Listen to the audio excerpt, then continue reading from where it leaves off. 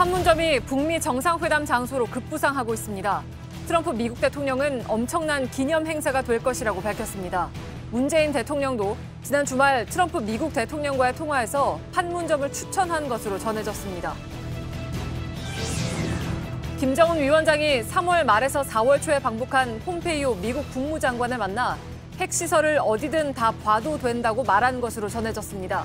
핵시설 검증 문제에 대한 미국의 입장을 모두 받아들이겠다는 뜻을 밝힌 셈입니다.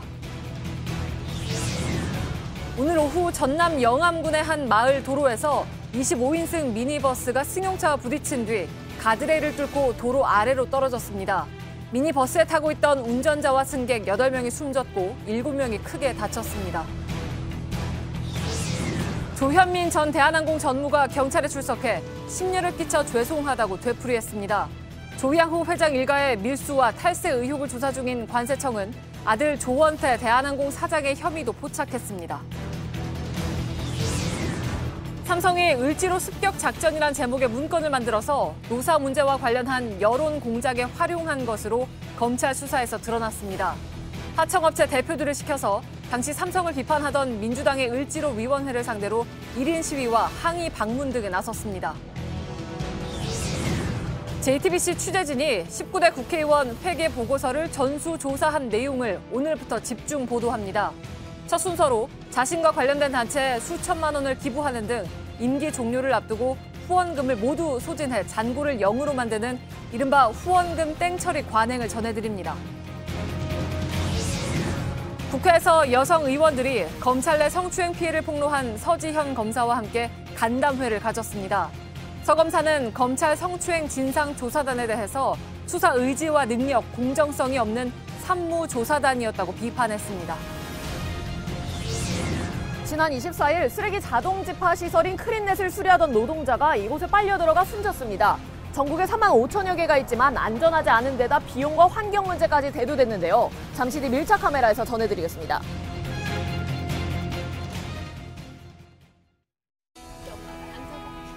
마스크가 필요 없는 세상으로. 내일을 바꾸는 현대 수소전기차.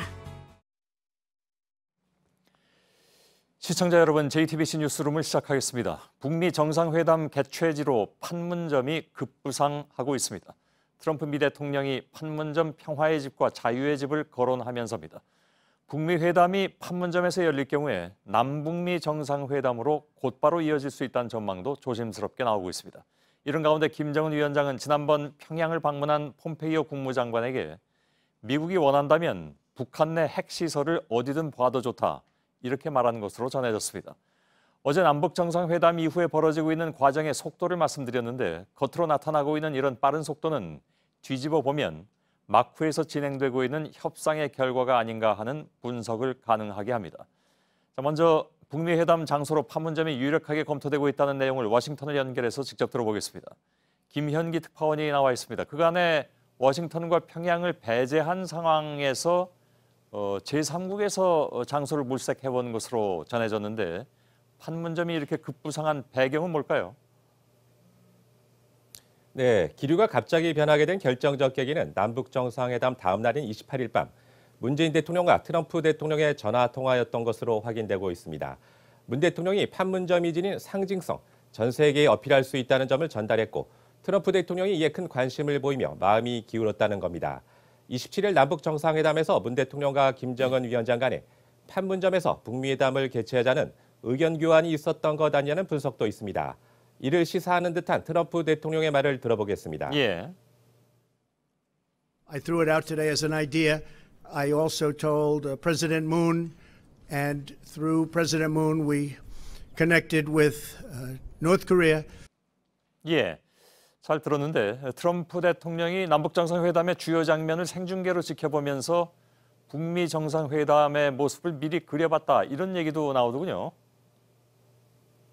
네, 워싱턴의 소식통에 따르면 트럼프는 남북 정상의 판문점 경계선에서의 악수, 문 대통령의 짧은 월경, 도보다리 산책 등 주요 장면을 유심히 살펴봤다고 합니다.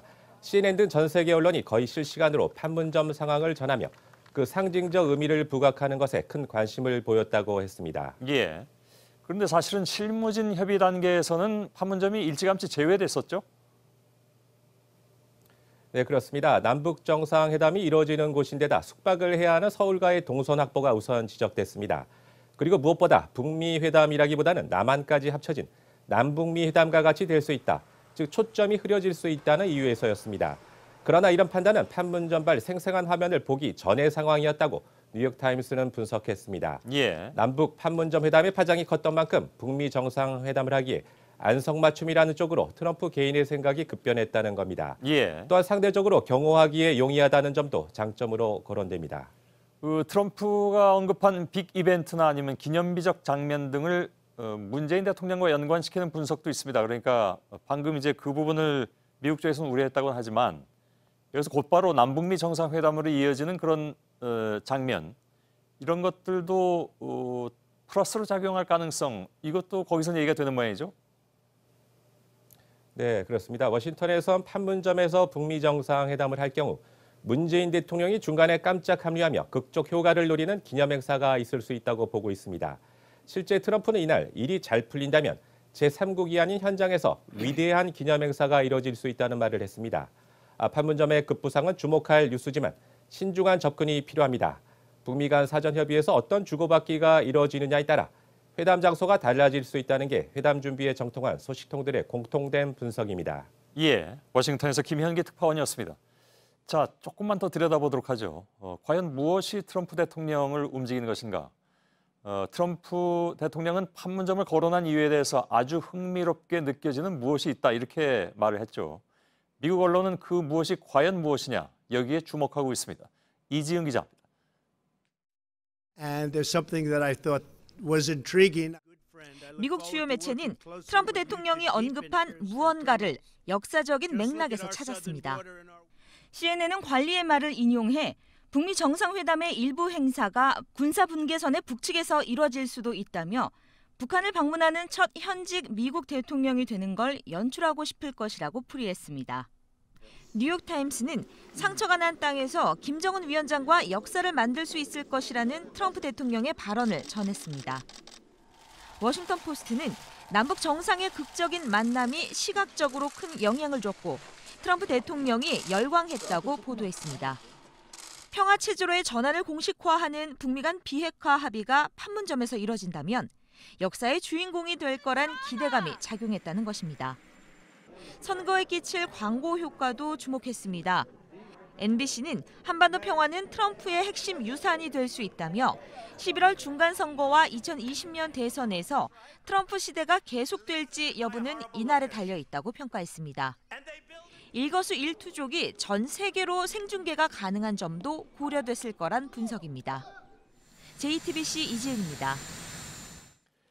예, 그렇다면 청와대가 이렇게 조심을 하면서도 판문점에서 북미 회담이 열리길 강하게 기대하고 있는 까닭은 또 무엇인가? 이것은 아까 김현기 특파원과의 대화에서도 잠깐 나왔습니다만 일단 판문점에서 회담이 열리게 되면 자연스럽게 남북미 3자 회담으로까지 이어질 수 있기 때문이라는 것이 청와대 설명입니다. 이성대 기자입니다. 청와대는 남북미 회담에도 속도가 붙을 걸로 전망했습니다. 고위 관계자는 판문점에서 북미 정상회담이 열리면 아무래도 우리 측이 추진하는 남북미 3자 회담으로 연결되지 않겠느냐고 밝혔습니다. 트럼프 대통령이 온다면 적어도 1박 2일은 있을 텐데 이때 연쇄회동이 가능하다는 얘기입니다. 문재인 대통령만 판문점을 방문하면 남북미 3자가 자연스럽게 모이게 됩니다. 다른 나라에서 따로 3자 회담을 추진하는 것보다 실현 가능성이 한층 커집니다. 청와대는 또 판문점 북미 회담이 성사되면 예비 논의 성격의 한미 회담은 생략할 수 있다고 밝혔습니다. 트럼프 대통령이 방한하는 상황이라 굳이 문 대통령이 미국으로 가서 정상회담을 할 필요성이 줄어드는 겁니다. 다만 청와대는 북미 회담 장소는 조만간 결정되겠지만 북미가 판단할 사안이고 시기나 장소 모두 여전히 유동적이라고 밝혔습니다. JTBC 이성대입니다. 예, 청와대는 북미 정상회담 개최지로 판문점이 이렇게 급부상한 것을 반기고 있습니다.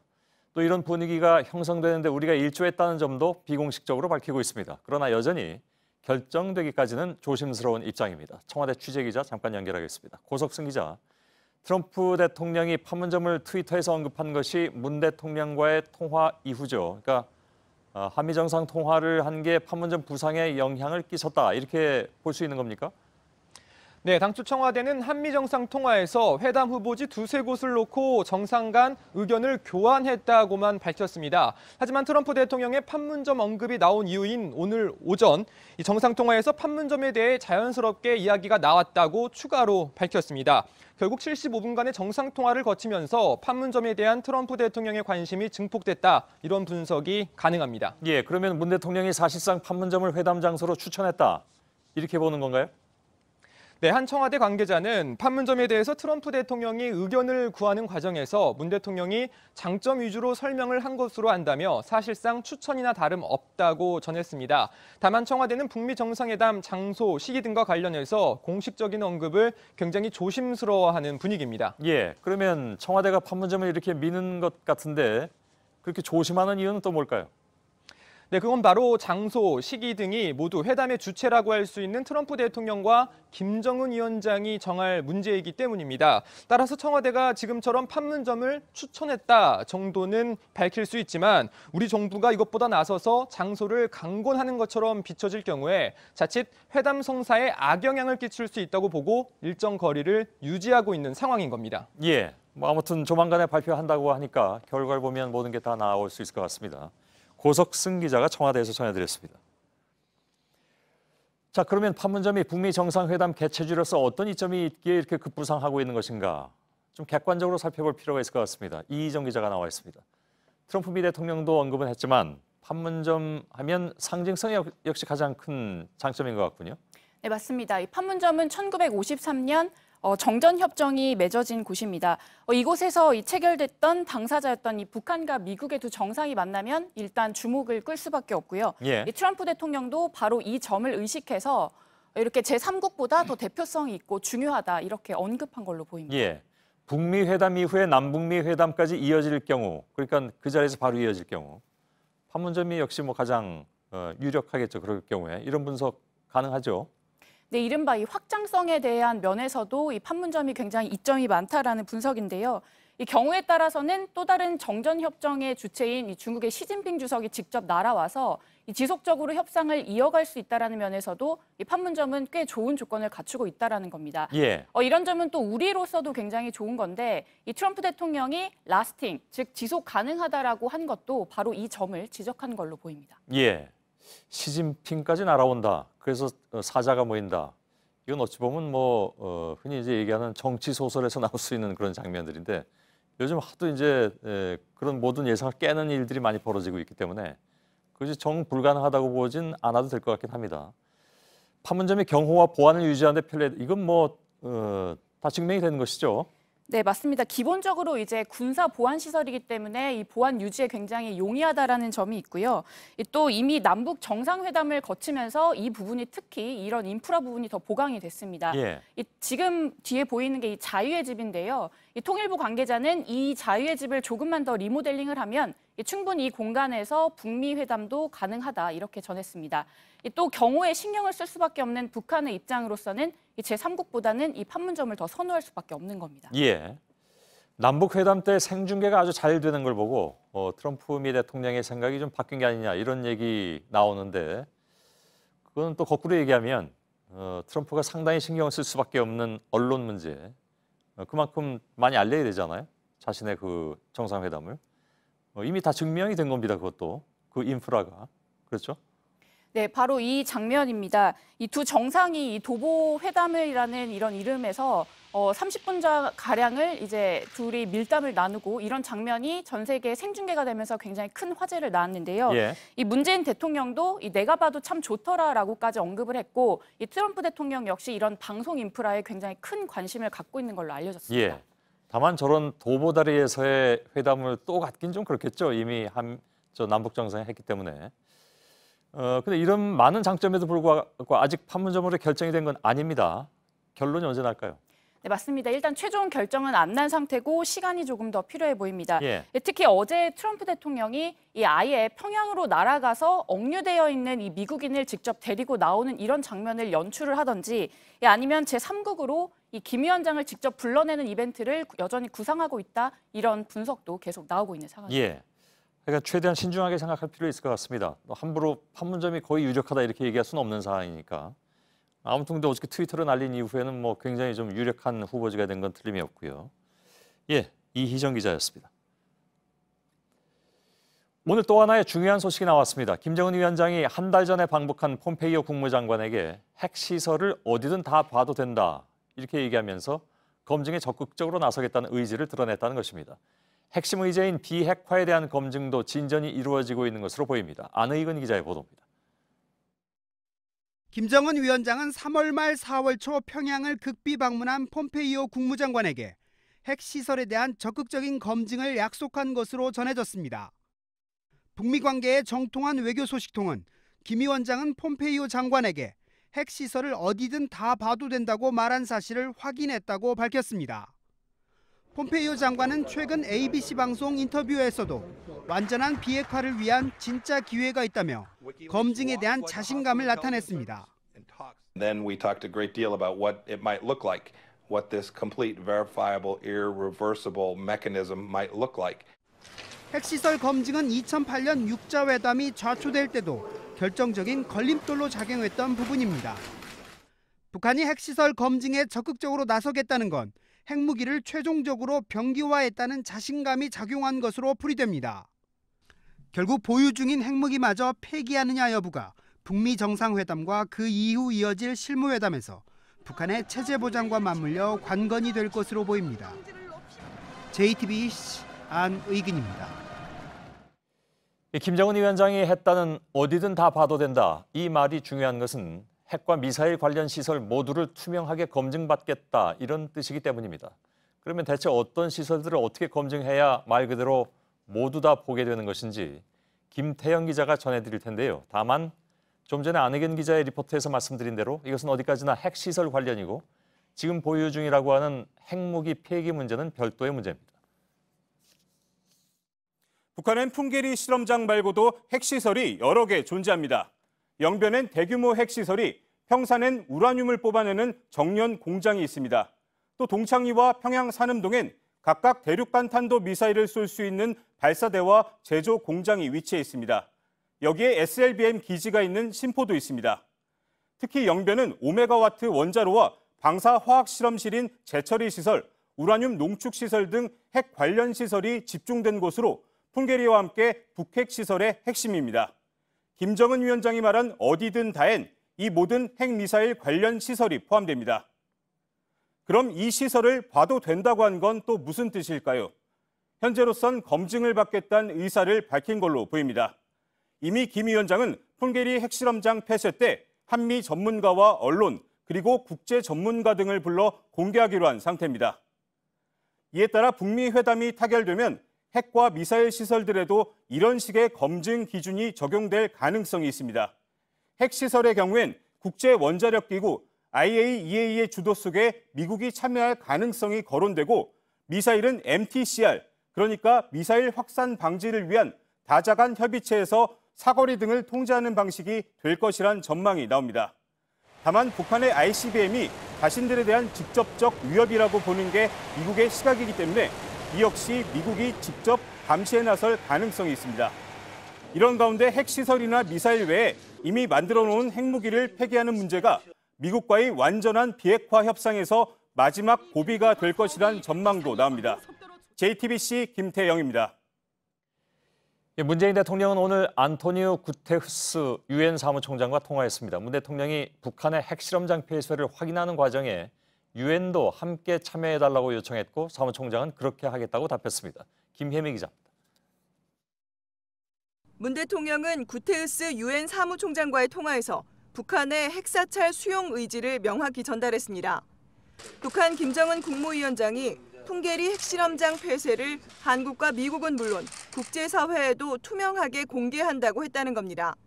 그러면서 유엔이 함께 참가해 폐기를 확인해줬으면 좋겠다고 제안했습니다. 청와대 핵심 관계자는 유엔이 참관하고 검증한다면 유엔 산하에 국제 원자력 기구가 오게 될 것이라고 말했습니다. IAEA는 대표적인 핵사찰 전문 국제기구로 이번에 참관할 경우 북한의 철수 명령으로 2009년 4월 내쫓긴 이후 9년 만입니다. 이미 IAEA는 과거 경험을 바탕으로 북한 핵시설을 사찰할 준비가 돼 있다고 밝힌 바 있습니다. 북미 회담 결과에 따라 핵사찰의 내용과 범위가 확대될 가능성도 있습니다. 이 밖에도 문 대통령은 비무장지대의 실질적인 평화 지역화 과정에도 유엔이 참관하고 검증해달라고 요청했습니다. 청와대는 구테우스 총장이 이 같은 제안에 기꺼이 협력할 용의가 있다고 밝혔다고 전했습니다. JTBC 김혜미입니다. 예, 조금 전에 들어온 소식인데 전남 영암에서 미니버스가 승용차와 부딪히면서 도로 아래로 떨어졌습니다. 8명이나 숨졌고 11명이 다쳤습니다. 이 중에 7명은 크게 다쳤습니다. 주로 미니버스에 타고 있던 사람들 피해가 컸는데 들리를 다녀오던 노인들이었습니다. 현장 취재기자 잠깐 연결하겠습니다. 정진명 기자, 뒤가 좀 깜깜해서 보이진 않는데 사고 현장 상황이 지금은 어떻습니까? 네, 현재 사고 차량들은 모두 치워진 상태입니다. 하지만 이렇게 도로에는 승객들이 가지고 탔던 짐들이 그대로 남아 있고요. 가로등은 뿌리채 뽑혀 사고의 충격을 그대로 보여주고 있습니다. 가로수도 처참한 모습으로 부러졌습니다. 이 사고가 난 도로의 제한 속도는 80km인데요. 내리막길인데다 과속 단속 카메라가 없습니다. 이 때문에 차량들이 상당히 빠르게 지나가는 위험한 도로입니다. 예. 자, 크게 다친 사람들이 많다고 하는데 숨지는 승객이 더 늘어날 가능성은 없을까요? 네, 현재까지 8명이 숨진 것으로 확인됐습니다. 아직까지는 더 늘어나지 않았습니다. 미니버스에 타고 있던 승객은 14명인데요. 모두 들리를 마치고 함께 돌아가던 길이었습니다. 이중 승객 76살 임모 씨 등 7명과 운전자 72살 이모 씨가 숨졌습니다. 구조대가 도착했을 때 일부는 버스 밖으로 나와 있었는데 이미 중상을 입은 상태였습니다. 특히 버스를 탄 사람들 대부분이 70살 안팎의 노인이고 나머지 부상자 7명 중 5명이 중상이어서 사망자가 더 나올 가능성이 높습니다. 예. 미니버스와 부딪힌 차량에 타고 있던 4명은 가벼운 부상만 입었습니다. 예. 사고가 어떻게 일어난 건지 좀 구체적으로 얘기 좀 해주죠. 네. 사고가 난 건 오늘 오후 5시 25분쯤입니다. 전남 영암군 신북면 주암 삼거리 편도 2차선 도로에서 25인승 미니버스가 2차로를 달리고 있었습니다. 그런데 이 버스가 1차로를 달리던 SUV 승용차와 부딪힌 뒤 오른쪽 가드레일을 부딪혔습니다. 경찰은 졸음운전을 포함해서 여러 가지 가능성을 열어놓고 왜 부딪혔는지를 조사하고 있습니다. 예. 근데 하여간 사고 경위에 비해서 숨진 분들이 굉장히 많습니다. 특별한 이유가 있습니까? 네, 가드레일 밖에는 2m 아래에 밭이 있었는데요. 미니버스가 이 가드레일을 뚫고 그곳으로 떨어졌습니다. 1차 충돌 충격에 이어 2차로 버스가 굴러 떨어지면서 또 한 번 큰 충격이 있었던 겁니다. 특히 미니버스에 타고 있던 사람들 대부분이 안전벨트를 하지 않았던 것으로 알려지고 있습니다. 아직 정확하게 확인되지는 않았는데요. 만일 사실로 확인되면 피해가 컸던 결정적인 이유가 될 수 있을 것으로 보입니다. 예, 알겠습니다. 자, 정진명 기자가 현장에서 전해드렸습니다. 네, 정확히 55년 전 오늘입니다. 우리가 북한의 대남 방송에 맞서서 대북 확성기 방송을 시작한 게 1963년의 5월 1일입니다. 그 뒤로 남북은 말로 하는 전쟁을 이어왔죠. 우리 군은 오늘 북한과 사전 협의 없이 먼저 확성기 철거에 들어갔습니다. 판문점 선언을 이행하기 위한 겁니다. 그런데 같은 시각 북한에서도 확성기를 뜯어내는 모습이 확인됐습니다. 유선희 기자가 다녀왔습니다. 제가 지금 나와 있는 곳은 파주 구사단 교화초소입니다. 판문점 선언의 첫 번째 이행 차원에서 오늘 대북 확성기를 철거하게 되는데 어떻게 철거가 진행되는지 한번 같이 지켜보겠습니다. 높게 세워진 방음벽 안쪽에 커다란 스피커 32개가 설치돼 있습니다. 열흘 전만 해도 북쪽을 향해 대북 방송을 쏟아내던 고정형 확성기입니다. 군사분계선 안쪽으로 들어와 있는 북한 초소와는 불과 1.5km 떨어져 있습니다. 콘크리트를 깔고 확성기를 얹기까지 일주일 넘게 걸렸지만 철거는 순식간에 진행됐습니다. 스피커 뒤쪽 전선을 뽑아내고 나사 몇 개를 풀었더니 2개로 묶인 대형 스피커가 떨어져 나갑니다. 스피커 무게가 상당해 두 사람이 함께 들어야 겨우 옮길 수 있습니다. 철거된 확성기 자재가 지금 바깥쪽으로 옮겨지고 있습니다. 이 자재들은 국군 심리전단 건물에 임시로 보관되게 됩니다. 바로 오늘 우리와 동시에 북한에서도 확성기를 철거하는 모습이 포착이 됐습니다. 남북은 나흘 전 판문점 선언을 통해 오늘부터 확성기 방송을 중단하기로 했지만 철거 날짜는 확정하지 않았습니다. 그런데 오늘 남북 군 당국이 사전 협의도 없이 동시에 철거를 시작한 겁니다. 남북이 반세기 넘게 서로를 비방하면서 켜고 끄기를 반복해온 확성기를 스스로 조건 없이 뜯어낸 건 이번이 처음입니다. 군은 북한의 비핵화가 확인되면 보관하던 확성기를 군사 용도에서 해제하고 평화적으로 이용하는 방안을 검토하겠다고 밝혔습니다. JTBC 유선입니다. 네, 또 정부는 판문점 선언 합의에 따라서 대북 전단을 살포하는 걸 그만해달라고 관련 단체에 요청했습니다. 하지만 일부 단체들은 계속하겠다는 입장입니다. 이선화 기자입니다. 길다란 초대형 풍선이 하늘로 날아갑니다. 김정은 세습 독재 타도라고 적혀 있습니다. 풍선에 실린 대북 전단에는 북한 정권을 비난하는 내용이 주로 담겨 있습니다. 북한이 민감하게 반응해온 이유입니다. 살포가 군사 분계선과 해상 공중의 어느 곳에서 진행되든 그 살포 방법이 공개적이든 비공개적이든 기구 소멸 작전에 투입될 아군 화력 타격 수단들의 관역에서 절대로 벗어나지 못하게 될 것이다. 정부는 오늘 민간단체에 대북전단 살포 중단에 협조해달라고 요청했습니다. 남북이 서로 적대적인 조치를 하지 않겠다고 합의한 판문점 선언에 따른 것입니다. 하지만 일부 탈북단체는 북한 주민들의 알 권리를 주장하면서 강행하겠다는 입장을 밝혔습니다. 대북전단 그 자체를 적대행위라고 했는데 자세가 진실을 말하는 게 뭐 적대입니까? 그 대북전단에 수리탄 넣었어요? 폭탄을 넣었어. 이들은 오는 5일에도 오두산 통일전망대에서 대북전단 30만 장을 날릴 계획입니다. JTBC 이선아입니다. 네, 남북 정상회담 이후 가장 들썩거리는 곳은 북한과 마주하고 있는 접경 지역입니다. 그동안 각종 규제에 묶여있던 곳이죠.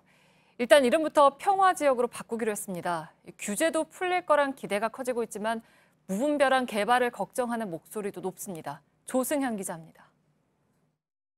강원도 철원의 노동당사입니다. 분단의 상징과도 같은 곳이죠. 북한과는 직선거리로 불과 6.5km 떨어져 있습니다. 바로 옆에는 민간인 통제구역으로 들어가는 군 검문소가 있습니다. 접경 지역은 군사분계선에서 2km 이내 비무장지대 또는 해상 북방 한계선과 잇닿아 있는 곳입니다. 인천 강화군, 경기 파주시, 강원 철원군 등 10개 지자체에 걸쳐 있습니다. 이런 특성 때문에 그동안 각종 규제에 묶여 있었습니다. 내 땅을 가지고 내가 들어가서 농사짓는 것도 그렇게 규제를 받으니까 성질 나지. 하지만 남북정상회담 이후 분위기가 바뀌고 있습니다. 강원도는 오늘부터 접경 지역의 명칭을 평화지역으로 바꾸겠다고 선언했습니다. 군사시설 보호구역을 줄여달라는 요구도 나옵니다. 개발에 대한 기대감 때문에 땅값이 20% 넘게 오른 곳도 있습니다. 매도자들은 안 판다고 다 집어넣고 실제 거래는 거의 없어요. 일부에서 개발보단 보존을 주장하는 목소리도 있습니다.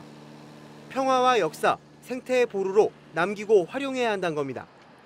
남북 화해의 시대에 이런 현상은 예견됐던 것이기도 하지만 땅값이 들썩거리면서 무분별한 개발이 이루어질 것이란 걱정의 목소리도 높습니다.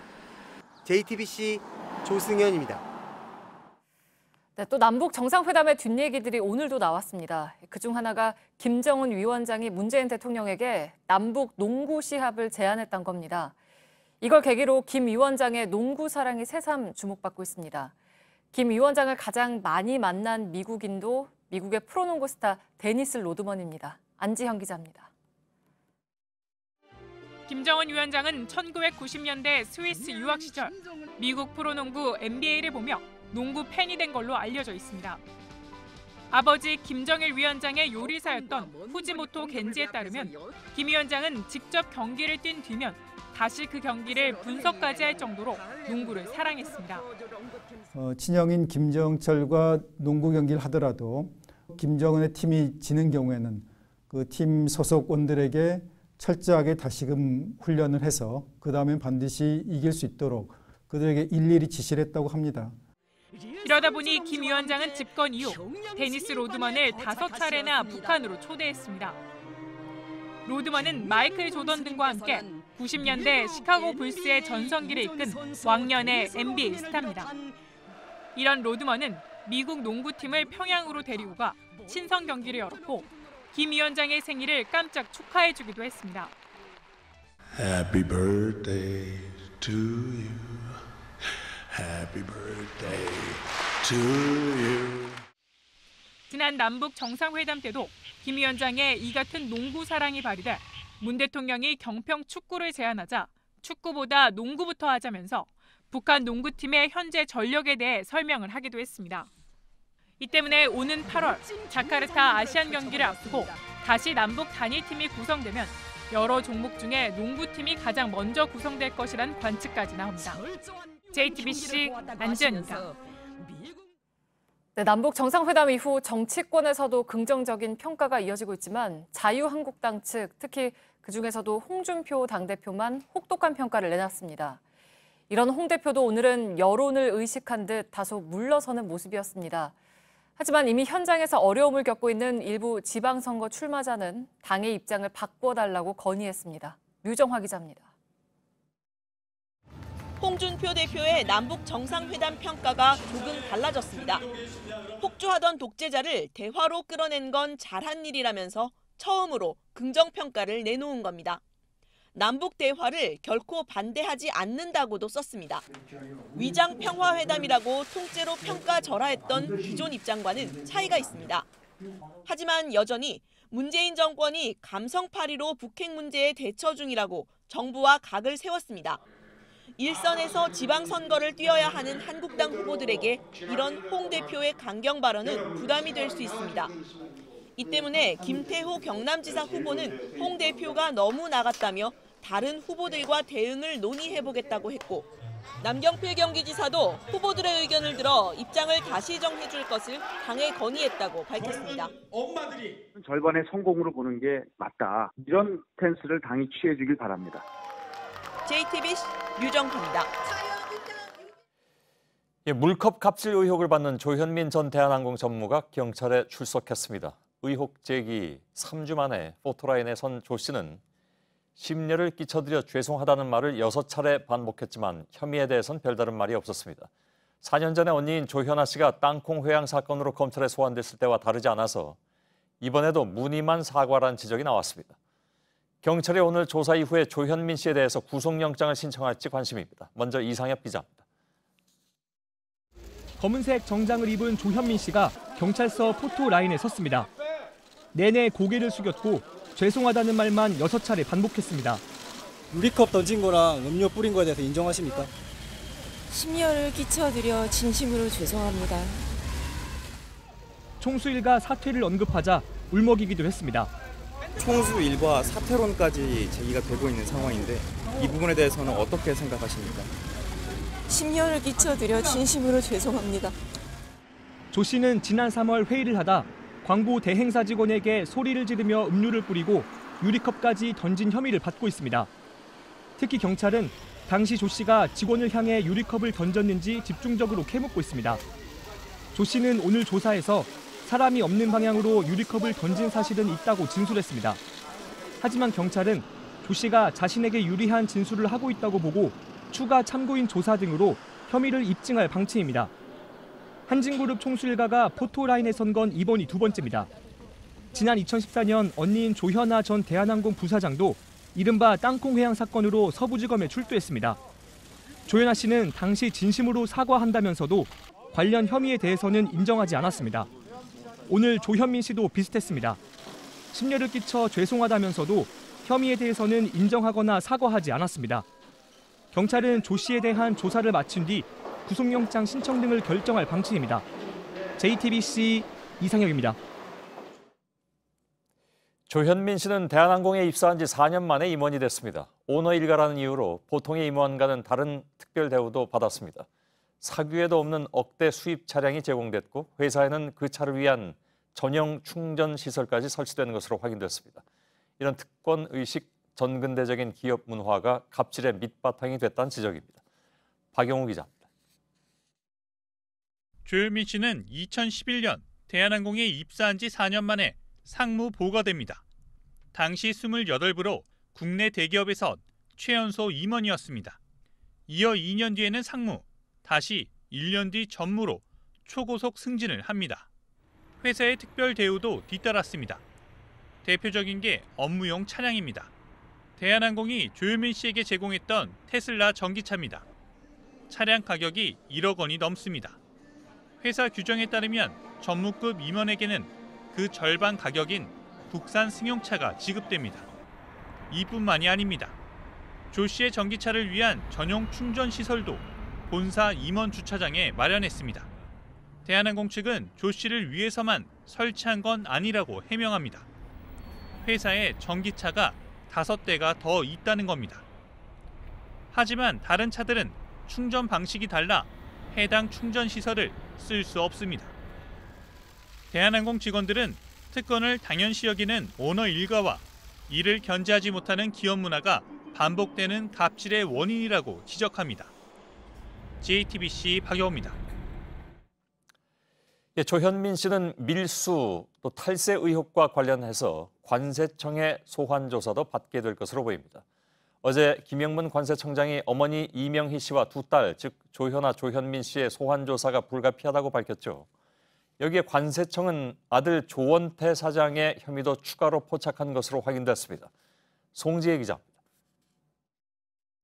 조원태 사장의 밀수, 탈세 혐의는 관세청이 5년치 해외 신용카드 사용 내역을 분석하는 과정에서 발견됐습니다. 이 자료를 관세 납부 내역과 비교하는 과정에서 일부가 누락된 정황을 찾은 걸로 전해집니다. 관세청 관계자는 새 모녀에 비해 금액이 크진 않지만 혐의점이 분명히 있다며 조사장 소환 조사도 배제할 수 없다고 밝혔습니다. 조양호 회장 일가족 5명 중 4명이 피의자 신분으로 관세청에 소환될 위기에 놓인 겁니다. 한편 조연아, 현민 씨 자매는 2013년과 2016년 각각 공항 세관의 단속 대상에 포함된 적이 있는 것으로 확인됐습니다. 승객의 세관 검사율은 5% 미만으로 면세점 구매 내역 등을 분석해 법 위반 가능성이 큰 승객을 위주로 이뤄집니다. 이들 자매가 선별검사 대상이 됐다는 건 그만큼 해외에서 씀씀이가 컸기 때문이라는 추정도 가능합니다. 특히 현민 씨는 당시 면세 한도가 넘는 물품에 대해 잦은 신고 형태로 세금도 냈는데 관세청은 스스로 신고를 한 것인지 단속에 적발된 것인지는 현재 자료가 남아있지 않아 확인하기 어렵다고 밝혔습니다. JTBC 송지혜입니다. 지금부터는 삼성 문제입니다. 을지로 습격작전. 마치 옛날 영화 제목을 방불케 하는 이 문구는 검찰이 삼성을 압수수색해서 확보한 문건의 이름이라고 합니다. 민주당이 부당한 갑을 문제를 다루기 위해서 만든 을지로위원회라는 곳에서 삼성의 불법 파견을 비판하자 이에 대응하기 위해서 1인 시위 등을 계획하면서 습격작전이라는 용어까지 동원한 겁니다. 먼저 심수미 기자의 보도입니다. 민주당이 조직한 을지로위원회는 2013년 8월 삼성전자 서비스의 불법 하도급 의혹을 사례로 발표했습니다. 20명의 노조원들이 출석해 증언을 쏟아냈고 당시 야당 의원들은 국정감사에서 다루겠다고 밝혔습니다. 검찰에 따르면 삼성전자 서비스는 2, 3일 뒤 을지로 습격작전이라는 제목의 문건을 만들었습니다. 삼성 비판 여론을 잠재우기 위해 하청업체 대표들을 동원해 을지로위원회의 활동을 공격한다는 겁니다. 하청업체 대표 8명이 민주당 당사 앞 등에서 1인 시위와 피켓 시위를 한다는 내용이 담겼습니다. 김한길 당대표 면담을 추진한다는 방안도 포함됐습니다. 특히 정치권이 하청업체 대표들을 악덕 사장으로 몰아간다는 등의 시위 문구도 삼성이 직접 지정해 준 것으로 검찰에서 조사됐습니다. 검찰은 삼성이 정치권 전반으로 논란이 확대되는 걸 막기 위해 하청업체 대표들을 압박해 여론 공작에 나선 것으로 판단하고 있습니다. JTBC 심수희입니다. 이뿐만이 아닙니다. 검찰은 삼성전자 서비스가 노조 출범 직후에 하청업체 대표들의 기자회견까지 지시한 것으로 파악했습니다. 본사 측이 써준 대로 읽기만 했다는 하청업체 대표들의 진술을 확보한 검찰은 윗선으로 수사를 확대하고 있습니다. 이지혜 기자입니다. 민주사회를 위한 변호사 모임과 민주당 의원 등은 2013년 6월 국회에서 삼성전자 서비스를 규탄하는 기자회견을 했습니다. 전국의 수리기사들이 하청업체에 소속돼 일하는 것처럼 돼 있지만 실제로는 본사에서 인사와 노무 등을 관리한다는 의혹을 제기한 겁니다. 한 달 뒤 삼성전자 서비스 노조가 출범했습니다. 그러자 108곳의 하청업체 대표들이 기자회견에 나섰습니다. 바지사장, 짝퉁머리라는 말로 저희들을 모욕했습니다. 이를 일부 언론이 편파적으로 보도하면서 저희들이 평생을 바쳐 가꾼 회사는 하루아침에 유령회사가 되었습니다. 그러면서 중소기업 생존권을 위협하는 정치권 개입을 거부한다고 주장했습니다. 하지만 이번 검찰 수사에서 당시 대표들의 기자회견은 삼성이 기획한 것으로 조사됐습니다. 특히 검찰은 최근 대표들을 소환해 삼성 측에서 써주는 대로 읽었다는 진술도 확보했습니다. 검찰은 이 같은 공작을 설계하고 자문한 노무사 A씨를 곧 불러 조사하고 삼성전자 서비스 경영진에 대한 수사도 확대할 방침입니다. JTBC 이지혜입니다. 이런 가운데 검찰은 노조를 파괴하기 위해서 하청업체를 대상으로 가짜 폐업 공작을 벌였던 삼성전자 서비스 임원과 협력사 대표 등에 대해서 구속영장을 청구했습니다. 이번 수사에서 처음으로 청구한 영장인데 삼성전자 서비스의 본사 임원까지 포함되면서 향후의 경영진 윗선에 대한 수사가 주목됩니다. 이승필 기자입니다. 삼성전자 서비스의 윤모 상무는 2014년 하청업체인 부산 해운대센터가 폐업을 하자 유모 대표에게 1억 3천여만 원을 줬다고 합니다. 노조 활동이 왕성한 센터를 골라 문을 닫게 한 뒤 입마금을 위해 돈을 준 것으로 검찰은 보고 있습니다. 윤모 상무는 2013년 노조 파괴를 위해 탄생한 이른바 종합상황실의 실무 책임자였습니다. 돈을 지급하는 과정도 치밀했습니다. 새로운 하청업체 대표가 유 씨로부터 경영 컨설팅을 받는 것처럼 꾸미고 분기별로 수천만 원씩 지급하는 방식이었습니다. 검찰은 윤모 상무와 유모 전 대표가 노동관계조정법 등을 위반했다며 구속영장을 청구했습니다. 또 검찰은 이른바 노조원 시신 탈취 과정에서 6억 원대 금품으로 유족을 회유한 혐의가 있는 양산센터 도모 대표에 대해서도 영장을 청구했습니다. 도 대표는 2014년 노조 방해에 괴로워한 직원이 스스로 목숨을 끊자 유족에게 노조 몰래 화장을 하게 한 것으로 파악됐습니다. JTBC 이승필입니다. 자신과 연관된 단체에 기부하는 이른바 셀프 기부 논란 등으로 김기식 전 금융감독원장이 물러난 지 보름이 지났습니다. JTBC는 이 문제에 한 걸음 더 들어가기 위해서 19대 국회의원 회계 보고서를 입수해서 전수조사했습니다. 정보 공개 청구를 통해서 선관위로부터 6만 6천 페이지 분량의 자료를 받아서 검토한 내용을 오늘부터 집중 보도해드리겠습니다. 먼저 오늘 전해드릴 내용은 이른바 후원금 땡처리입니다. 총선은 4월이지만 의원의 임기는 5월 말까지죠. 바로 이때 낙선하거나 공천을 받지 못한 의원들의 경우에 후원금이 남으면 정당에 인계하거나 국고에 반납해야 하는데 거의 모든 의원들이 잔고가 바닥날 때까지 후원금을 쓴 것으로 나타났습니다. 그런데 이 가운데는 불법 소지가 큰 경우도 또 상식적으로 이해하기 힘든 일도 많았습니다. 강기정 이한구 전 의원은 남은 후원금 수천만 원을 단체에 기부했는데 법적인 논란이 커 보입니다. 먼저 강 전 의원의 경우를 이윤석 기자가 보도해드리겠습니다. 광주 북구가 지역구인 더불어민주당 강기정 전 의원의 19대 의원 시절 회계 보고서입니다. 임기가 한 달도 안 남은 2016년 5월 나무 심는 사람들이란 단체에 세 차례에 걸쳐 모두 5천만 원을 기부했습니다. 이 단체는 2012년 법인 등록 당시 광주 북구가 소재지였습니다. 2015년 6월 동구로 소재지를 옮겼다가 2016년 6월 다시 북구로 이전했습니다. 대표인 정모 씨의 거주지는 줄곧 광주 북구였습니다. 오래전부터 강 전 의원과 알고 지낸 사이입니다. 공직선거법상 국회의원은 지역구나 선거구민과 연고가 있는 단체엔 기부할 수 없습니다. 단체에 소속된 이들이 해당 의원에 대한 선거권을 갖고 있기 때문입니다. 이 단체의 설립 당시 강 전 의원은 상임 고문으로 이름을 올리기도 했습니다. 취재진이 광주의 단체 사무실을 직접 찾아가 봤습니다. 건물 관리인은 단체 사무실을 강 전 의원이 함께 쓰고 있다고 말합니다. 나무 있는 사람들이 그래요? 나오시는 사람 코로나 감지정보 사무실이요. 아까 5,000분에도 안 나오게 간만인데 거기 이상한 거 보도 안 들어 왔다 갔다 해요. 국세청 자료 등을 확인한 결과 이 단체는 강 전 의원의 기부금으로 강 전 의원이 기존에 쓰던 사무실을 임대한 것으로 확인됐습니다. 이에 대해 강 전 의원은 사무실에 짐을 맡겨놨을 뿐이라고 해명했습니다. 한 6개월은 사실은 공짜로 맡아줬어요. 창고 보관료를 줘야 될 거 아닙니까? 그래서 제가 한 4,500만 원을 사용해 준 거예요. 제가 거기에서 사람도 만날 때가 있으면 만나고. 강 전 의원은 광주 지역 선관위에 기부가 가능한지 물어본 이후 기부를 했다고도 주장했습니다. 하지만 중앙선관위는 강 전 의원의 기부 과정에 대해 문제가 있을 수 있다며 조사에 착수하겠다고 밝혔습니다. JTBC 이윤석입니다. 이번엔 국회의원 임기가 끝나기 나흘 전에 특정 단체 두 곳에 3,400만 원을 기부한 새누리당 이한구 전 의원의 사례입니다. 이 전 의원은 이 가운데 1,500만 원을 기부한 단체에 현재 이사로 등록돼 있습니다. 김필중 기자입니다.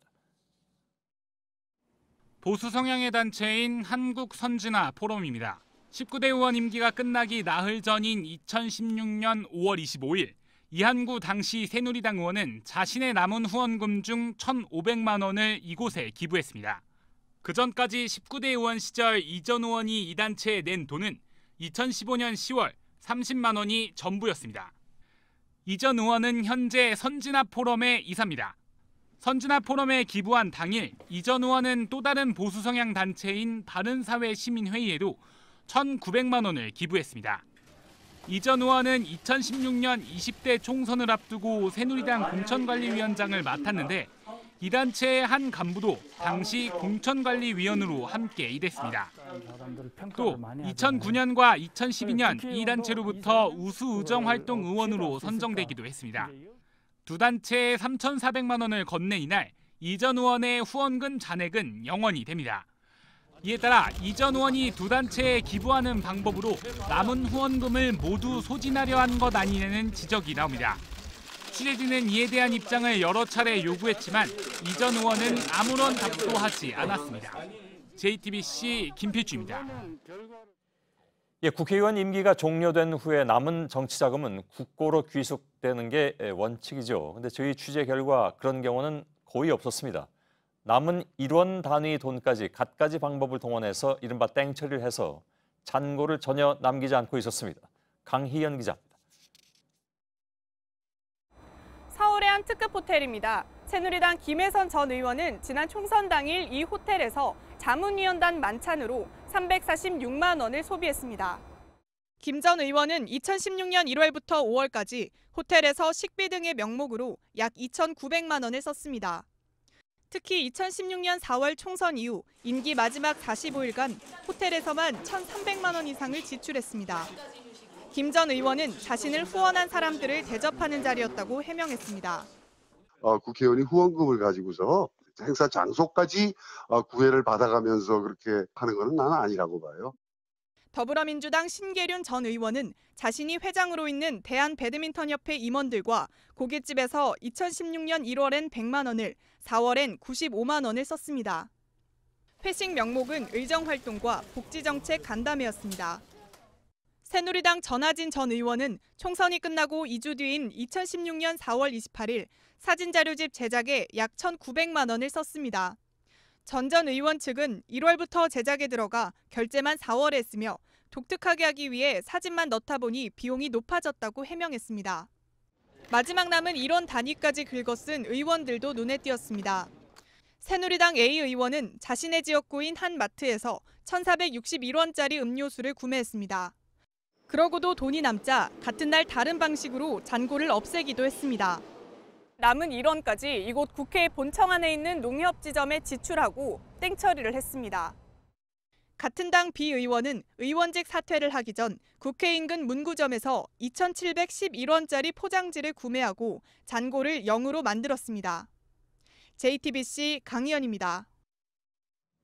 서지현 검사가 지난 석 달 동안 이루어진 검찰 성추행 진상조사단의 수사 결과에 대해 오늘 국회 간담회에서 공개적으로 비판했습니다. 서 검사를 지지하는 여성 국회의원들은 진상조사단의 활동 전반에 대해서 국가인권위원회에 직권조사를 요구했습니다. 박소연 기자입니다. 서지원 검사가 오늘 국회 간담회에서 검찰 성추행 진상조사단을 공개적으로 비판했습니다. 제가 산무조사단이라고 표현을 한 것은 수사 의지도 없었고 수사 능력도 없었고 공정성도 없었기 때문입니다. 조사단 명칭에서 보듯 성추행만 염두에 두고 조사단을 꾸려 인사 불이익이나 직권남용 혐의는 제대로 수사하지 않았다고 주장했습니다. 무엇보다 법무부와 진상조사단의 허위 발표로 인해 전형적인 2차 피해를 당했다고 호소했습니다. 2차 가해자들에 대한 엄중한 처벌도 이루어져야만 앞으로 피해자가 정말 자유롭고 안전하게 앞으로 나올 수 있다고 생각합니다. 서 검사를 지지하는 여성 국회의원 11명도 조사단의 수사 결과에 대해 유감을 밝혔습니다. 국가인권위원회에 직권조사를 요구하기로 결정했습니다.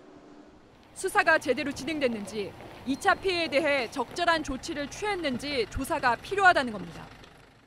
한편 내부 감찰 부재에 대해 비판하려 한 임은정 서울 북부지검 검사는 휴가가 받아들여지지 않아 간담회에 나오지 못했습니다. 검찰 내부의 민주화나 이런 것들을 조금 문제시하고 있는 것에 대해서는 다른 목소리 나가는 것에 대해서 여전히 좀 거부 반응을 보이고 있다라고 하는 것. 여성 의원들은 경직된 검찰 조직 문화 등 검찰 개혁 방안에 대해서도 계속 논의하기로 했습니다. JTBC 박소연입니다. 네, 부산 지역 시민단체들이 어젯밤부터 일본 영사관 앞에 강제징용 노동자상을 설치하려고 시도했습니다. 하지만 경찰에 가로막혔습니다.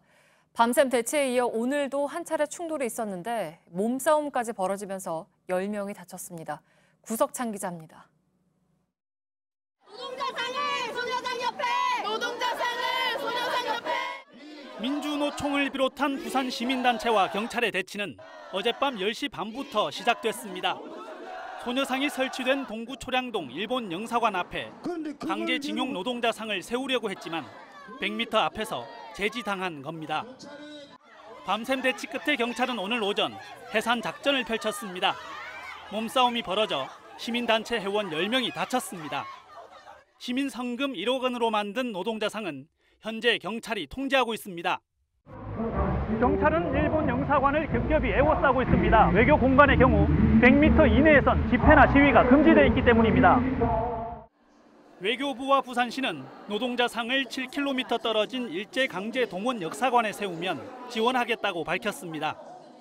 반면 시민단체는 일본 영사관 앞이 아니면 의미가 없다며 맞서고 있습니다. 노예처럼 동물처럼 사는 꼴을 내가 봐도 이러한 전철을 밟아서는 안 된다. 시민단체들은 소녀상 옆이 어렵다면 지금 그 자리에 그대로 설치하겠다는 입장입니다. 하지만 관할구청은 도로법을 위반한 불법 조형물이기 때문에 안 된다는 입장입니다. JTBC 구석찬입니다. 네, 오늘 노동절을 맞아 서울 광장을 비롯한 전국 곳곳에서 대규모 집회가 잇따랐습니다. 민주노총이 주최한 서울 광장 집회에는 노동자 만여 명이 참석해 비정규직 철폐와 고용 안정 쟁취 등을 주장하며 종로 4가까지 행진했습니다. 민주노총의 노동절 집회는 부산과 인천 등 전국 14개 도시에서도 동시에 개최됐고 한국노총은 서울 잠실 올림픽 주경기장에서 마라톤 대회를 열었습니다. 중앙선거관리위원회가 자유한국당 홍준표 대표에게 공직선거법 위반 혐의로 과태료 2천만 원을 부과했습니다. 여러 차례 경고를 했는데도 홍 대표가 등록되지 않은 여론조사 결과를 발표했던 겁니다.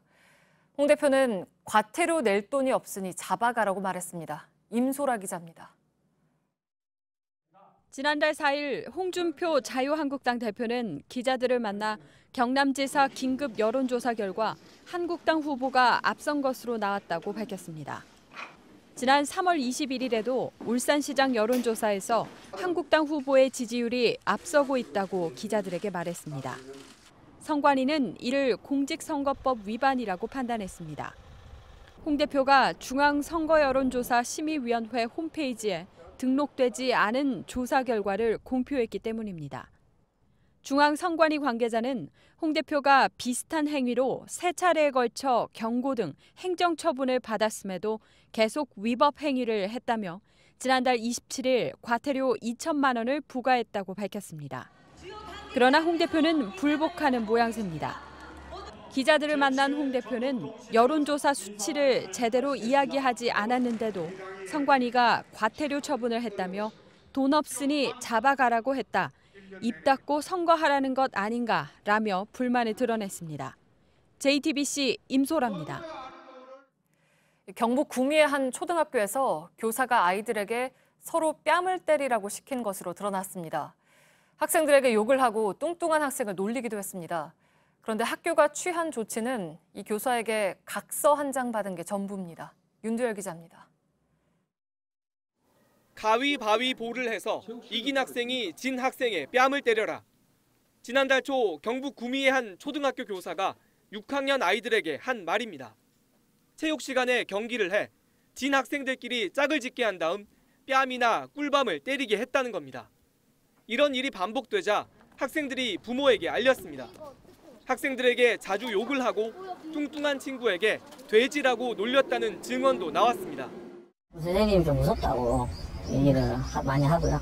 네, 욕을 또 한다는 얘기를 하더라고요. 체육 시간에 싫다는 얘기를 많이 했어요. 학부모들의 항의를 받은 학교는 아이들의 말이 사실인 걸 확인했습니다. 하지만 정식 징계는 내리지 않았습니다. 앞으로 잘하겠다는 각서 한 장을 받은 게 전부였습니다. 그 이후로는 그런 행동을 안 했습니다. 그럼 애들하고 지금 수업을 잘하고 있거든요. 구미시 교육지원청도 이를 보고받았지만 대수롭지 않게 여겼습니다. 취재가 시작된 뒤에야 부랴부랴 다시 경위 조사에 나섰습니다. 교육지원청은 조사 결과를 보고 이 교사에 대한 징계 여부를 판단하겠다고 밝혔습니다. JTBC 윤두열입니다. KTX가 생기기 전까지 가장 빠르고 비싼 열차였던 새마을호가 어제 마지막 운행을 마쳤습니다. 50년 동안 철도를 달려준 새마을호의 마지막 모습을 보면서 시민들은 저마다 추억을 되새겼습니다. 서효정 기자가 함께했습니다. 여느 날처럼 기관차에 오르지만 이날만은 표정이 다릅니다. 열차 출발 40분 전, 평소보다 이른 시각입니다. 몇 번씩 화면을 점검하고 운행 준비를 시작합니다. 출고 준비 아직 안 됐나요? 네, 기동하고 지금 준비 점검하고 있습니다. 잠시. 목소리엔 긴장이 묻어 있습니다. 이유가 있습니다. 1969년부터 50년 동안 철도를 달렸던 새마을호가 퇴역하는 날입니다. 아무래도 좀 마지막 운행이다 보니까 평소 때와 다름없이 운전하겠지만 좀 잠시만요. 네, 1160 준비 완료되었습니다. 열차가 출발역인 익산역으로 들어섰습니다. 새마을호의 마지막 모습을 보기 위해 시민들이 플랫폼에 섰습니다. 좌석은 매진됐습니다. 승객들은 행선지가 중요하지 않았고 운행 내내 각자의 기억을 떠올렸습니다. 누님 결혼식 때 제가 부모님하고 같이 서울 처음으로 기차를 타고 간 일이 있었어요. 제일 고급차였죠. 아빠의 추억을 전해들은 아이들은 새마을호가 빛나던 시절을 얘기합니다. 옛날에는 최고급 열차였어요. 그래가지고 이 열차가 최고급 열차라고 생각하면 좀 더 빨리 가는 것처럼 느껴지죠. 종착역 도착 전 고별 방송이 흘러나옵니다. 그동안 새마을호 열차를 이용해 주신 고객 여러분께 깊이 감사드립니다. 고맙습니다. 도착역인 용산역에도 마지막 길을 배웅하는 사람들이 모였습니다. 안녕 고마웠다는 인사말에 새마을호는 마지막 경적을 울렸습니다. JTBC 서효정입니다. 네, 아프가니스탄에서 연쇄 폭탄 테러로 하루 동안 언론인 10명을 포함해서 40여 명이 숨졌습니다. IS와 탈레반을 비롯한 이슬람 극단주의 단체들이 선거를 방해하기 위한 무차별 테러를 이어가고 있습니다. 이한주 기자입니다. 자욱한 연기가 거치자 여기저기 쓰러진 희생자들의 모습이 드러납니다. 현지 시간 30일 아프가니스탄 수도 카불에서 연쇄 폭탄 테러가 발생했습니다. IS가 배후를 자처한 가운데 AFP 기자 등 취재진 9명을 포함해 29명이 숨졌습니다. مسافریم که دموسا کامرامان هستیم که یک دم انفجار صورت گرفت آنقدر شدید بود وقتی که میریم تمام همکارای خبرنگارا کلش در حالت هر جا افتاده بیچاره کل شهید شدن.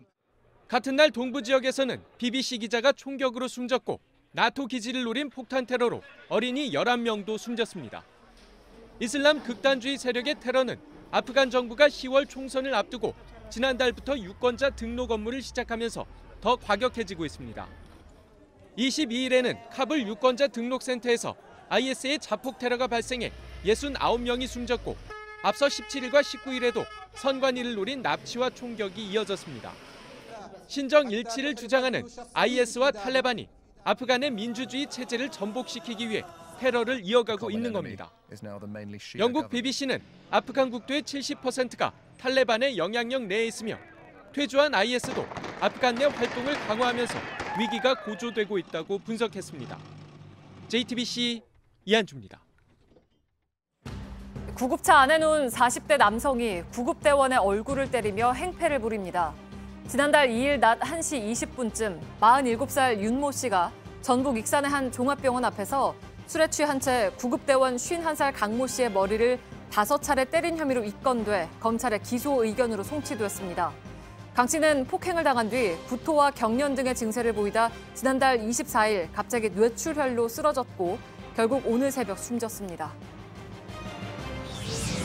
뉴질랜드의 온천 관광지로 유명한 로토루아의 한 목장에 길이 200m, 너비 30m, 깊이 20m 크기로 땅 꺼짐 현상이 발생했다고 현지 언론이 보도했습니다. 목장 측은 전날 비가 많이 왔는데 이 때문에 거대한 싱크홀이 생긴 것 같다며 안전을 위해 주변에 울타리를 칠 것이라고 말했습니다. 미국 정부가 25%의 철강 제품 추가 관세 부과 대상에서 우리나라를 뺐습니다. 철강 관세 유예 국가 7곳 가운데 면제 조치가 내려진 건 우리나라가 처음입니다. 백악관은 성명을 통해 유럽연합과 캐나다 등에 대해선 관세 부과 유예 기간을 한 달 더 연장해 면제 여부를 결정하겠다고 밝혔습니다. 이르면 2020년부터 국내에서 만들거나 수입하는 화학물질에 고유 식별 번호를 붙여 관리하는 화학물질 이력 추적 관리 제도가 도입됩니다.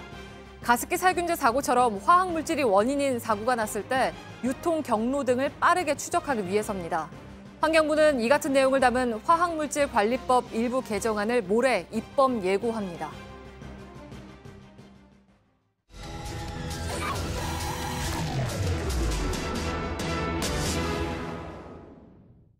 네, 얼마 전 쓰레기 자동 집화 시설을 점검하던 30대 노동자가 여기에 빨려 들어가서 숨지는 사고가 발생했습니다. 저희가 이 시설을 자세히 취재를 해보니까 안전부터 환경까지 문제가 한두 가지가 아니었습니다. 밀착 카메라 구혜진 기자입니다. 쓰레기 자동 집화 시설, 크린넷을 수리하던 30대 노동자가 순식간에 사라집니다. 동료 작업자가 황급히 다가가지만 소용이 없습니다. 5시간이 넘는 수색 끝에 발견했을 때는 숨진 뒤였습니다. 사고가 발생한 쓰레기 자동 집화 시설입니다. 이곳을 수리를 하던 중 사고가 발생한 건데요. 시민들은 하얀 국화꽃과 과일, 술 등 다양한 물건을 놓고 갔습니다. 이곳에서 사망한 작업자를 추모하기 위한 건데요. 사고 당시 벗겨진 작업자의 신발 한 짝만 덩그러니 남아서 안타까움을 더합니다.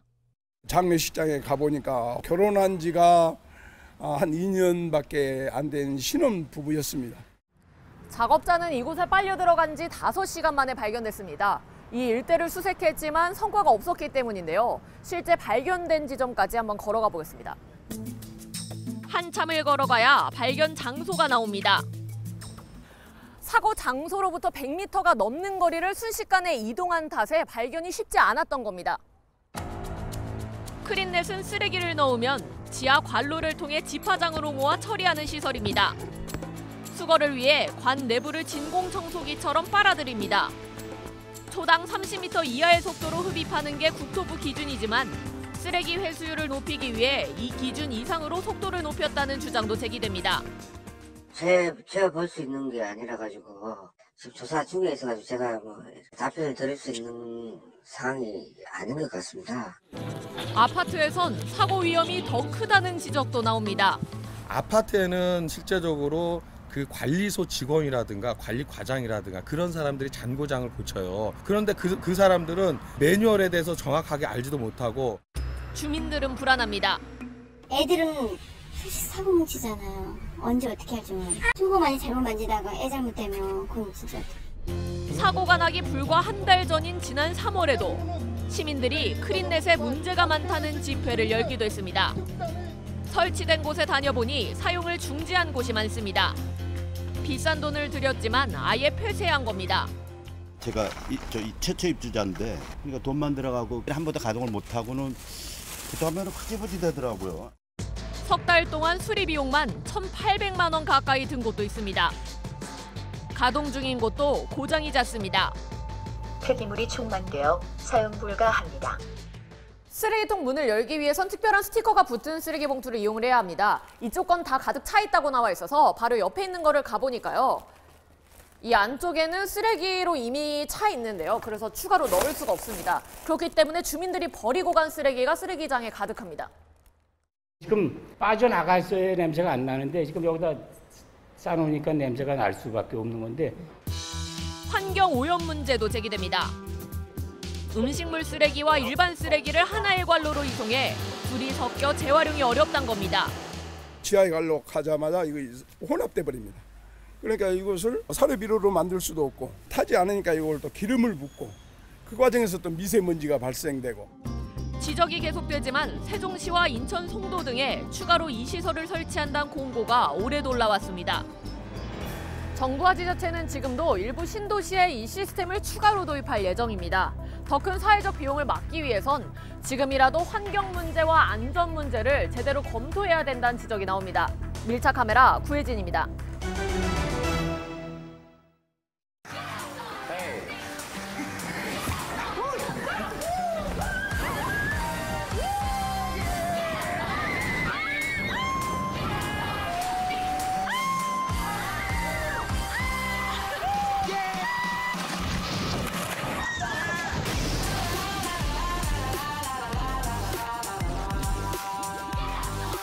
세상은 즐거움으로 가득하다. 디스커버리 익스페디션.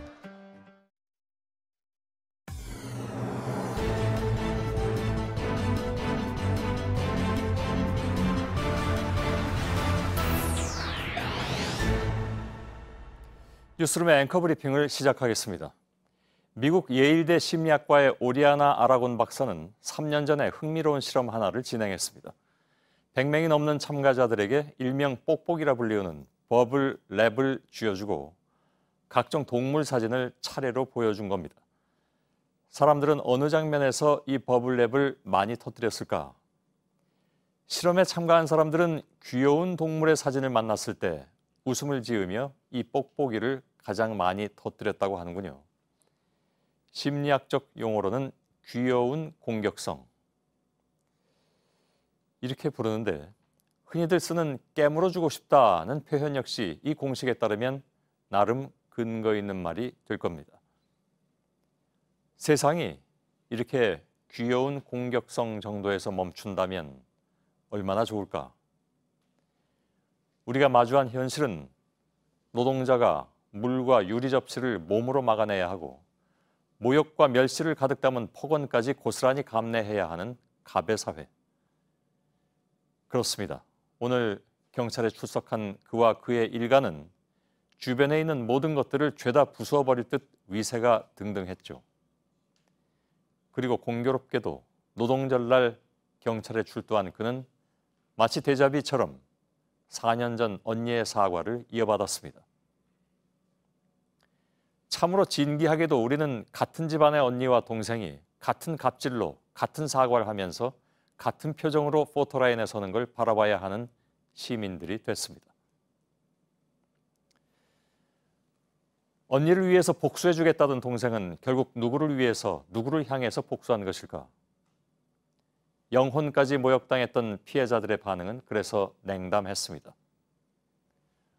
폭언과 고성을 견뎌가며 아랫입술을 질끈 깨물었던 사람들은 재벌 3세 1명 처벌한다 해서 세상이 쉽게 달라지지 않는다는 것을 체험적으로 알고 있었으니까요. 아마도 그는 아직도 겨우 물컵 하나 바닥에 떨어뜨렸을 뿐이라면서 억울해할지도 모를 일. 그의 말대로 그는 결국 평범한 사람들과는 다른 길을 갈 사람이니 그에게는 그저 이 모든 것이 cute aggression, 즉 귀여운 정도의 공격성을 보이는 것에 지나지 않는데 세상이 지나치게 놀라고 있는 것일까? 오늘 5월의 첫날 연두빛 가득한 세상에서 노동하는 사람들이 되찾아야 할 진짜 봄은 어디서 오는가? 그 연두빛을 모두 삼켜버린 자욱한 미세먼지처럼 노동하는 사람들의 진짜 봄은 어떻게? 오늘의 앵커 브리핑이었습니다.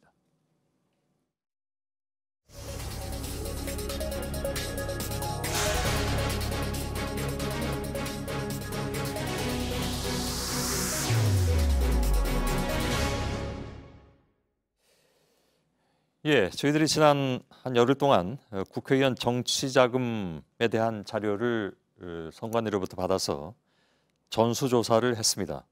페이지 수만 한 6만 6천 페이지 정도가 됐는데요. 1부에서 그 내용을 좀 전해드렸습니다만 2부에서는 1부에서 전혀 다르지 않은 다른 내용을 중심으로 좀 더 살펴보도록 하겠습니다. 정치부의 이윤석 기자가 나와 있습니다. 어서 오세요. 1부에서 보도한 내용 말고도 보좌진에게 돈을 나눠주면서 땡처리한 경우도 많이 있었다면서요? 네, 맞습니다. 다수의 의원들이 마지막 임기 동안에 자신의 보좌진에게 남은 후원금을 나눠주는 모습을 찾아볼 수 있었습니다. 예. 먼저 2016년 4월 당시 새누리당 김재원 의원은 직원 9명에게 총 1억 100만 원을 지급했습니다. 예. 같은 당 김종훈 전 의원도 직원 9명에게 총 9,200만 원을 지출한 것으로 확인됐습니다. 예. 국회 보좌진도 공무원이기 때문에 퇴직금은 따로 나오죠, 원래? 네, 맞습니다. 예, 예. 그래서 이 부분을 저희가 중앙선관위에 좀 물어봤는데요. 선관위의 얘기는 사회통념에 따른 격려 차원이라면 가능하다라는 겁니다. 다만 이 사회통념상 용인 가능한 퇴직금의 수준이 어느 정도인지에 대해선 앞으로 좀 더 논의가 필요해 보입니다. 예. 추가로 이건 좀 아니다 싶은 내용도 좀 있었는데요. 보좌진에게 격려금 명목으로 800원이나 76원을 주고 말 그대로 후원금을 땡처리한 경우도 있었습니다. 800원이요? 예. 76원? 76만 원이 아니고? 예, 맞습니다. 예. 이 새누리당 모 전직 의원인데요. 2016년 5월 한 직원에게 의정 활동비라며 76원을 지급했습니다. 또 그렇게 해서 잔액을 0원으로 만들었고요. 민주당의 한 전직 의원은 격려금이라면서 직원에게 862원을 주고 잔고를 없애기도 했습니다. 예. 76원을 받은 직원이 뭐라고 했는지는 잘 모르죠? 예, 거기까지는 확인할 수 없었습니다. 예. 자, 그야말로 이제 쌈짓돈 쓰듯이 하고 한 푼도 이제 반납은 아니었다는 얘기가 되는데 정치자금이 나라 돈이 아니다라고 생각하는 얘기도 하지 않습니까? 네, 맞습니다. 그렇게 말하는 의원들은? 의원들이 또 예. 있습니다. 자신의 정치 활동을 지지해서 유권자들이 보내준 돈이니까 나라 돈은 아니다라고 생각을 하는 것 같습니다. 예. 임기 마지막 해에 특급 호텔에서 2,900만 원 정도를 쓴 김혜선 전 의원은 취재진에게 이런 말을 했습니다. 그동안 밀어줘서 감사하다고 하는데 설렁탕을 사는 게 맞습니까? 제가 무슨 나라 돈을 받은 게 아닙니다. 라고 했습니다. 예. 물론 이게 불법은 아닙니다. 의정활동 과정에서 특급 호텔을 갈 수도 있지만 이런 관점에 대해서 저희 취재 과정에서 자문을 줬던 시민단체 경실련은 문제가 있다라고 얘기를 했었는데요. 예. 어떤 얘기인지 잠깐 들어보겠습니다. 예. 국민들이 돈을 준 거잖아요. 세금으로 환산의 공제가 되기 때문에 세금으로 메꿔졌다고 해도 무리가 아닐 것 같습니다. 국회의원은 유권자의 대표이어야 하잖아요. 그렇기 때문에 유권자의 대표에 맞게 행동했으면 좋겠습니다. 예. 경실련은 정치자금 분석에 뭐 여러 가지 자문을 해주기도 하는 곳이죠, 원래? 예, 맞습니다. 지금도 예. 저희와 함께 작업을 하고 있다고 보시면 됩니다. 예, 예. 근데 개인이 후원금을 정치인에게 보내도 그게 사실 보면 세금 공제가 되는 거 아닌가요? 예, 맞습니다. 지금 예. 보시는 것처럼 이 개인이 기부한 후원금은 조세특례 제한법에 따라 10만 원 이하는 전액 세액 공제가 되고요. 10만 원 이상은 15%에서 25%까지 세액 공제가 되고 있습니다. 예. 그만큼 세금으로 후원자에게 돌려주는 것이기 때문에 국회의원의 후원금은 충분히 공적 성격이 있다고 볼 수 있는 대목입니다. 예, 알겠습니다. 여기까지만 듣죠. 취재팀이 20대 현직 국회의원들의 정치자금 사용 문제도 앞으로 집중 보도할 예정입니다. 또 선관위가 앞서 보도한 저희들이 일부에 보도해드렸는데 강기정 이한구 전 의원의 기부 내용을 조사하겠다고 했는데 어떤 판단을 할지 이것도 좀 봐야 될 것 같습니다. 이윤석 기자였습니다.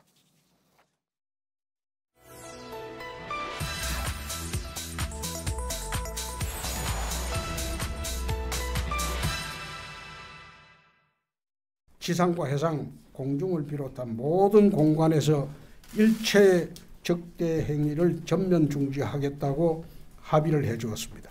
앞으로 북한이 선언을 지키라고 시비를 걸면 한미 군사합동훈련을 비롯한 군사훈련조차도 할 수 없게 된 것입니다.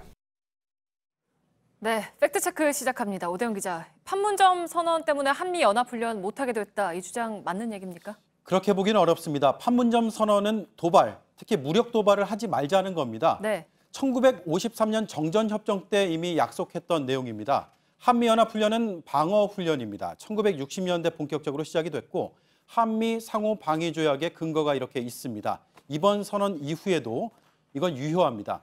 남북 합의는 적대 행위를 중지하자는 것이고 한쪽이 주장한다고 방어훈련을 멈추자는 말은 아닙니다. 네, 그러니까 우리가 북한 도발에 대비하기 위해서 연합훈련을 해왔다는 것은 사실 그동안 여러 정부에서 확인을 하지 않았습니까? 그렇습니다. 그걸 증명하기 위해서 북한에게 여러 차례 참관을 해달라고 제안까지 했습니다. 하지만 네. 북한이 계속 거절해왔습니다. 물론 앞으로 평화협정이 맺어지면 연합훈련이 달라질 가능성은 있습니다. 하지만 이번 선언만으로 군사훈련을 못하게 됐다고 말하기는 어렵습니다. 네, 그리고 또 하나 나오는 주장이 민족 자주 원칙이 주사파의 이념적인 토대다라는 얘기인데 어제 저희가 비하인드 뉴스에서도 했었는데 좀 자세하게 좀 들여다볼까요? 네, 통일을 추진할 때 민족 자주 원칙에 따라서 하자라는 내용이 이번 판문점 합의에도 들어가 있는데요. 네. 역대 남북 회담에서의 합의도 비슷합니다. 2007년 14선언 때 우리 민족끼리 자주적 해결, 2000년 6.15 선언 때 주인인 우리 민족끼리 자주적 해결 이렇게 표현을 했습니다. 1992년 노태우 정부는 남북기본합의서 발효에 맞춰서 민족 공동체 속에서 자주적 노력을 하자는 담화를 발표했습니다. 박정희 정부 때인 1972년 7.4 성명도 거의 같습니다. 통일은 외세에 의존하거나 외세의 간섭을 받음이 없이 자주적으로 해결하여야 한다. 하나의 민족으로서 민족적 대단계를 도모하여야 한다. 네, 그리고 대북전단 살포 중지도 이제 선언문에 들어갔고 정부가 오늘부터 좀 자제를 해라라고 요청을 했잖아요. 근데 여기에 대한 주장도 있죠. 네, 들어보겠습니다. 대북전단 살포는 표현의 자유라는 법원의 판결까지 나온 대한민국의 헌법적 가치에 해당되는 사안인데 무슨 근거로 이를 막겠다는 것인지. 네, 그런데 저희가 찾아본 2016년 3월 대법원 판결과는 차이가 좀 있었습니다. 휴전선 부근에서 대북전단을 살포하는 경우엔 휴전선 지역에 사는 국민의 생명, 신체에 급박하고 심각한 위험을 발생시킨다며 표현의 자유는 무제한적인 것이 아니고 국가안전보장 등 필요할 때 법률로서 제한할 수 있다는 내용입니다. 이번에도 이런 필요성이 있는지 검토해 볼 부분입니다. 네, 또 이제 마지막으로 확인해 볼 내용은 뭔가요? 네, 역시 들어보겠습니다. 6.15 선언을 지키자고 14선언을 지키자고 그러면은 200조 들어갑니다. 200조. 돈이 하늘에서 떨어집니까? 네, 2007년 대외경제정책연구원은 14선언을 지킬 경우에 투자 비용이 113억 달러, 오늘 환율로 계산해 보니까 약 12조 1천억 원 정도 됐습니다. 2008년 통일부는 14선언에서 합의한 사업으로 14조 3천억 원의 재원이 추정된다는 자료를 국회에 제출을 했습니다. 6.15와 14선언을 모두 이행할 경우에 200조 원이 든다는 주장은 뚜렷한 근거가 없습니다. 네, 오히려 200조 원이라는 주장이 하늘에서 떨어진 거 아닌가 싶습니다. 팩트체크 오대영 기자였습니다.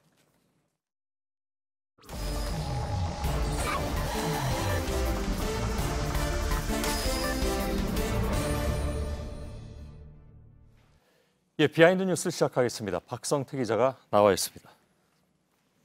키워드 열기 전에 제가 제보를 하나 받은 게 있는데,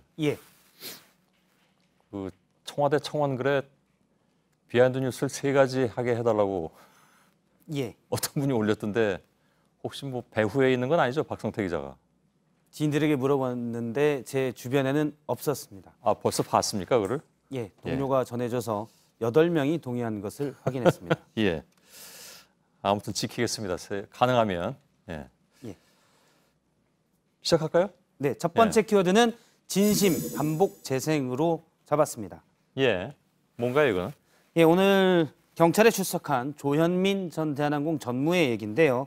영상을 보면서 잠깐 말씀드리면 오늘 오전에 강서경찰서에 검은색 승용차를 타고 출석을 저렇게 했는데 포토라인 넘어서 와서 차가 후진해서 빠지는 모습도 좀 있었습니다. 예. 오늘 조현민 전 전무는 기자들의 질문에 똑같은 대답만 반복했는데요. 무려 6번을 같은 대답을 반복했습니다. 직접 들어보겠습니다. 예. 심려를 끼쳐드려 진심으로 죄송합니다. 심려를 끼쳐드려 진심으로 죄송합니다. 다시 한번 심려를 끼쳐드려 진심으로 죄송합니다. 예, 같은 대답을 저희가 반복한 것이 아니라 저런 비슷한 대답을 6번 한 것 중에 똑같기 때문에 3번만 우선 추려봤습니다. 예. 그러니까 질문이 뭐라고 가도 저에게만 계속 반복했다는 이거 아마 변호사하고 협의해서 나온 얘기 아닐까요? 그렇습니다. 불필요한 얘기를 해서 손해볼 수도 있다. 이런 조언이 있었을 수도 있습니다. 예. 대답 중에 잠깐 감정의 기복도 보였지만 마치 앞서 확인했다시피 준비해온 대본을 읽는 듯이 같은 표현만 반복했는데요. 예. 심려, 진심, 죄송 이런 표현들은 조현민 전 전무가 계속 반복한 것이 아니라 약 3년 반 전인 2014년에 언니인 조연아 전 부사장도 반복한 바 있습니다. 예. 당시의 대답을 잠깐 들어보겠습니다. 여러분들께 심려를 드려 진심으로 사과드립니다. 죄송합니다. 성실히 조사에 임하겠습니다. 예, 지금 영상에서 성실히 하고 옆에를 보면서 예. 마치 누가 얘기해 주니까 다시 그 얘기를 성실히 조사에 임하겠다라고 따라서 얘기하는 듯한 모습도 확인할 수가 있습니다. 예. 3년여 만에 진심이 자매를 통해서 반복 재생됐는데요. 지금 두 자매의 사실 표정도 좀 비슷하고 심려를 저런 끼쳐드려 경우는 비슷할 수밖에 없겠죠. 예. 심려를 끼쳐드려 죄송하다라는 답변 외에는 아무것도 안 한 것도 똑같았습니다. 예. MBC 보도에 따르면 사태 초기 언니인 조연아 씨가 대국민 사과를 해봐야 별 필요 없다. 그냥 변호인을 선임해서 대응하는 게 낫다라고 해서 대국민 사과가 늦어졌다라는 보도도 있었는데요. 예. 대한항공 측에서는 우선 입장, 대응 방법은 경영진 회의에서 결정됐다라고 주장을 했습니다. 예. 대국민 사과해봐야 소용없다라고 조연아 씨가 조언을 했다. 예, 그런 보도가 있었습니다. 대국민 사과해봐야 소용없다라는 얘기는 시민들이 하고 있는지도 모르겠습니다. 예. 두 번째 키워드 볼까요? 두 번째 키워드는 너무 나가셨다로 잡았습니다. 예. 어떤 얘기인가요, 이건? 김태호 자유한국당 경남지사 후보가 남북정상회담에 대한 평가에 대해서 홍준표 당대표가 너무 나가셨다라고 주장을 했는데요. 해당 발언을 직접 들어보겠습니다. 예. 다소 너무 나가셨다는 느낌도 듭니다. 너무 나가셨다. 이 한반도 이 평화의 문제는 여야가 따로 없고 보수 진보도 저는 따로 없다고 봅니다. 예. 예, 얼마 전에 소개도 했었는데요. 홍준표 대표는 일본 테레비 아사히와의 인터뷰에서 남북 정상회담에서는 국내에 적극적으로 지지하는 계층은 좌파뿐이다 이렇게 얘기했는데 예. 그 자유한국당의 김태호 후보는 물론 경기지사 후보, 인천시장 후보가 모두 정상회담을 긍정적으로 평가했고요. 심지어 평소에 종북 발언을 많이 하는 김문수 서울시장 후보까지 오늘 한 라디오 인터뷰에서 남북 정상회담이 매우 감동적으로 이루어져 세계인들이 경탄하고 있다. 국내 여론도 상당히 좋다라고 회담을 높게 평가했습니다. 예. 홍준표 대표는 좌파만 적극 지지한다고 했는데 그러면 김문수 후보가 이런 얘기를 하면서 좀 무색해진 상황이기도 하고. 예. 자칫 또 이 사람들이 좌파가 돼버리는 상황이 되잖아요. 그토록 싫어하는. 예, 그렇습니다. 논리적으로 본다면 홍준표 대표의 좌파만 적극 지지한다는 말이 틀렸든지 예. 아니면 김문수 후보가 좌파가 돼야 논리적으로 성립이 됩니다. 아무래도 선거에 이렇게 출마하면 여론에 굉장히 민감할 수밖에 없으니까.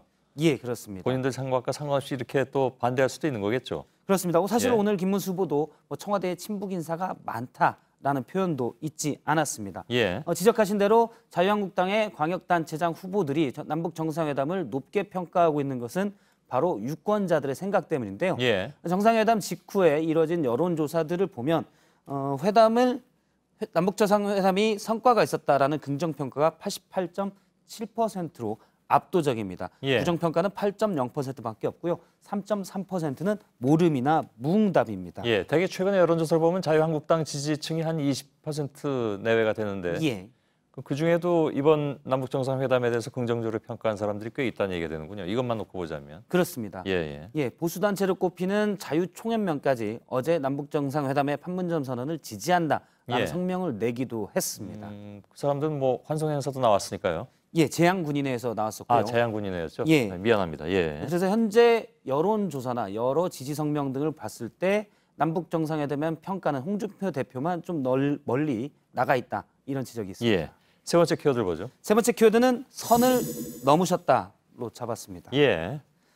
조원진 대한애국당 대표가 지난 주말 한 도심 집회에서 한 막말이 많은 발언이 문제가 되고 있는데요. 문재인 대통령 등에게 도를 넘은 막말을 했습니다. 지난 주말의 발언을 잠깐 보도록 하겠습니다. 제가 보기엔 삐 소리가 더 많이 들어갈 것 같긴 한데 많이 넣습니다. 200조를 약속해버렸단 말입니다. 미친 아니에요?